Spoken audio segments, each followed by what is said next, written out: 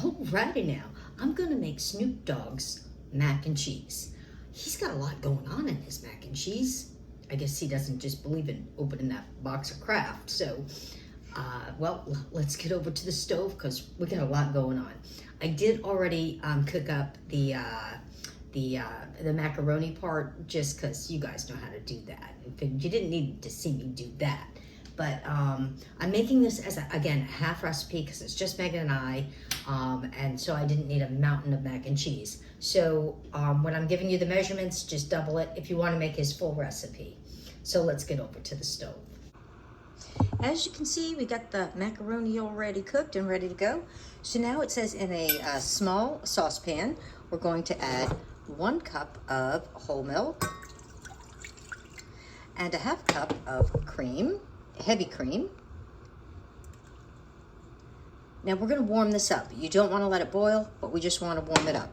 And while that's going on, now we want to make sure we occasionally stir it because we don't want that to scold or something like that. Now we're going to get on to another step at the same time. So don't let me forget to keep an eye on this. While the milk's warming up, in this pan, we're going to make a roux. So if you don't know what a roux is, all it is butter. We're going to use 2 tablespoons of butter, and we're going to melt this down. And then we're going to add in some flour. Let's get that melting. Once your butter is melted, we're going to add in about 1/8 of a cup of flour. Now we're going to stir this around and it will get really thick and pasty, but we want to let that kind of cook, if you will, and turn into what they call a roux, which is like a paste. And oh, don't forget to stir your milk. Don't let, you guys were going to remind me about that. We don't want to let that boil. We're just trying to warm that up. Okay, and back to our roux.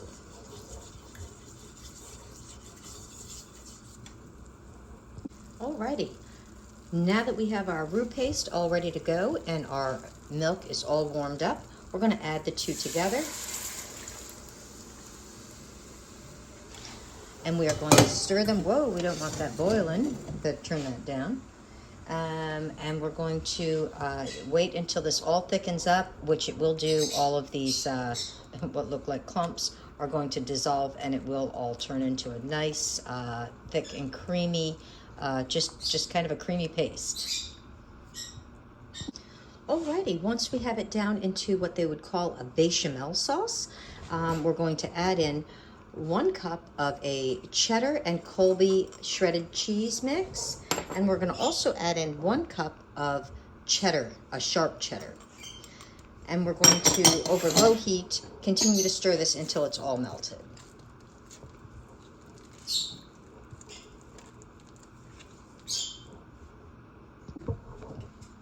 Alrighty, now the cheese is all melted down, so I'm going to add in 1/3 of a cup of sour cream.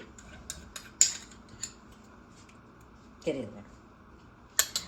And 1/2 tablespoon of cayenne pepper, 1 tablespoon of Worcestershire sauce, a 1/4 teaspoon of nutmeg, and 1 tablespoon of dry mustard ground.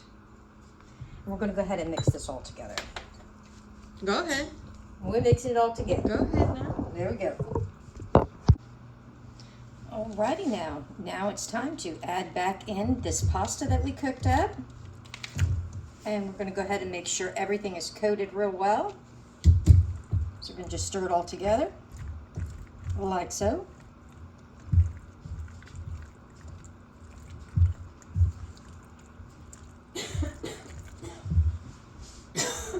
Alrighty now. You want to butter your pan, just, to make sure it doesn't stick. Cheese will do that. And we're going to go ahead and dump this right on in. It's kind of heavy. I can only imagine if I had doubled the recipe, like I cut it in half, how heavy this pan would be. So we're going to go ahead and put this all in to the pan and kind of spread it out evenly, like so. This, I think, is going to be good. I hope Meg likes this. She's funny about her mac and cheese, so I'm sure hoping that Snoop doesn't let her down on this.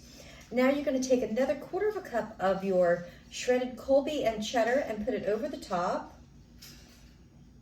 And then another 1/4 cup of your shredded sharp cheddar over the top, just like so.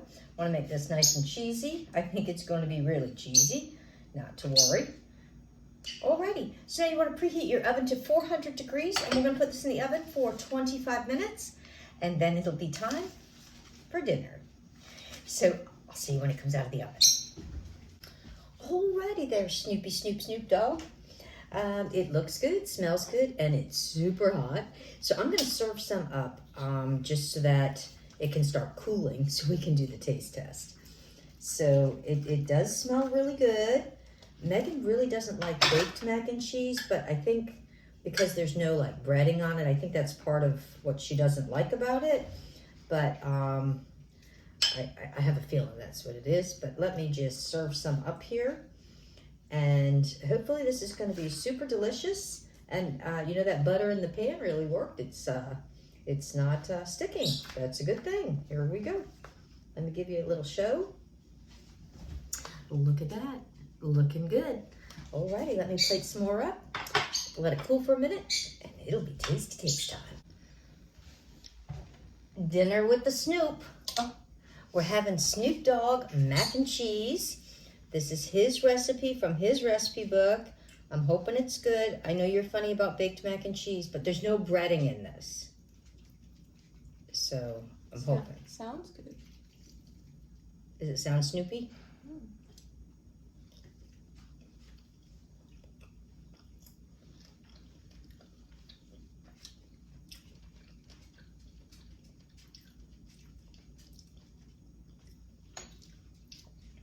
It's okay. I think it's just okay too. I made half the recipe. It was supposed to be double this.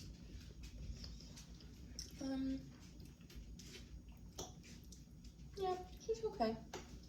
Yeah, I know you're not as big on the baked anyway.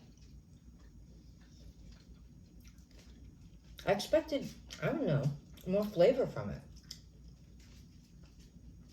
It's not bad, but I think, because I helped film while you were adding some of the spices and stuff, I think some of them kind of almost canceled each other out and made it kind of taste neutral. Yeah. Like, I don't even remember, but I know there was kind of some odd, like, cumin and mustard and... There was, dried mustard. There was nutmeg, which I thought was interesting. Yeah, the nutmeg and the mustard almost like... And I don't know that I've ever put sour cream in my mac and cheese before either. It's not bad, it's just... It's dinner, we'll eat it. But... no, I might move on to somebody else and steer away from Snoop's little recipe book for now. Yeah. And he did some collabs with like Martha He's always Stewart. stoned, so it's... Oh.